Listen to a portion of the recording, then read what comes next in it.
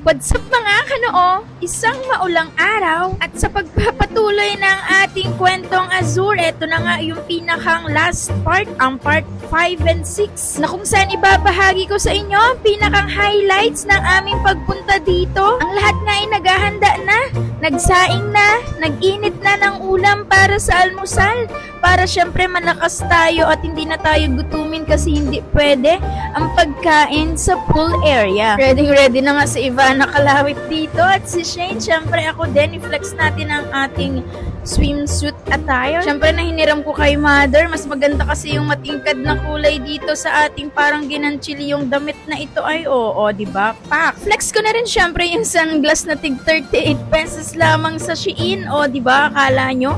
Lakas makasosyal. Pagkatapos nga maggayak ay bumaba na kami dito sa pinakang ground floor kasi lalakarin na po namin yung pool na pinuntahan natin kahapon kasi dun po tayo magtatampisaw hanggang tanghali. I-experience natin yung kanilang wave pool. Di nila ang man di sa Dakitin kapag habagat ay malakas ang alon, pero dito may kasamang buhangin.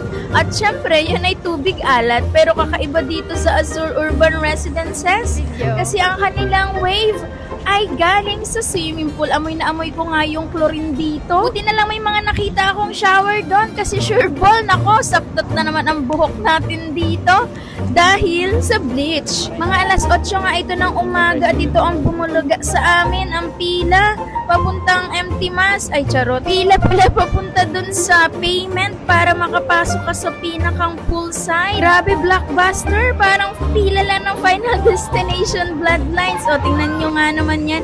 Isa nga lang ang pumipila para hindi masyadong mahaba. At yung mga kasama ko ay andun sa waiting area. 250 pesos nga po ang isa at bibigyan kayo ng tigi-isang ganito ay wristband ba ang tawag dyan? Nai-scan daw sa entrance at syempre nag-a-assist po yung mga security guard at staff para maitakip po ng tama. Ito po ay waterproof at pwede mong suotin hanggang sa ikaw ay lumabas sa swimming pool. Isang beses nga lang ito pwedeng gamitin.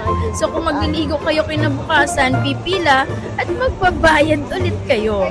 Diba? So dahil gusto namin maliwanag at mainit sa sikat ng araw, ay syempre pinili namin yung kinabukasan kami mag-swimming para nagpahinga na lang kami nung gabi at pumunta sa penthouse. Ito na ang bungad, meron na agad white sand sa entrance pa lamang at makikita mong sila ay nagtatampisaw na doon sa poolside. Napakarami din ditong ibang pwedeng pagliguan bukod dito sa nagbibigay ng malakas na wave. Hindi pa nga masyadong mainit sa balat ang araw kasi mga alas 8 pa lang siguro, mga bandang 9 AM to 10 AM ay mainit na ito sa balat. Dito naman sa kabilang side ay merong white sand na parang ang ikaw ay nasa Boracay. Pwede din maligo yung mga bata at pati na rin ang mga matanda, kanya-kanyang mga swimsuit attire. Tingnan nyo nga naman si mother.